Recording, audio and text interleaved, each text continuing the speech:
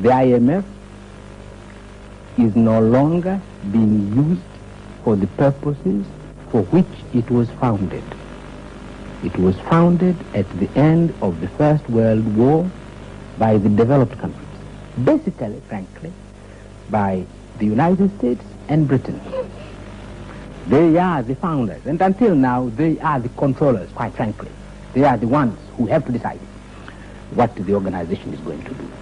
It was intended to be an instrument to avoid the economic problems that beset the developed world after this, in between the wars, after the First World War. That was their purpose. We were not there. India was not there. The so-called Third World was not there. That organized, the Bretton Woods instruments were never intended for the Third World. They were intended to deal with the problems of the First World. I think the difference between myself and some of my colleagues is that I say so. I'm saying so. The IMF, the conditions of the IMF as they are, they're very rough for the poor countries. And I'm saying they're enough. Of late, there is a new condition. And this is of late. It's not in the charter of the IMF. It's a new conditionality. It's the whispers, more than whispers.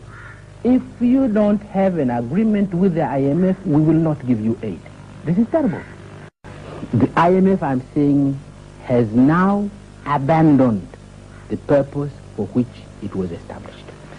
It was not a conspiracy. The way it is being used against us is not a conspiracy in the sense that it was founded to deal with our problems. It never was founded to deal with our problems. But in the course of time, it was discovered that it's very useful. It's a very good instrument of controlling the economies of the Third World, of changing the policy, the direction of policies of the Third World countries. It's a good instrument that can be used. And this is what it's being used for now. It's an instrument of control. It's an instrument of destabilization of the Third World. And so I say so, because it's a fact. This is what is happening. And I'm saying to Africa, please watch out. Watch out. See what has happened when a country has signed an agreement with IMF.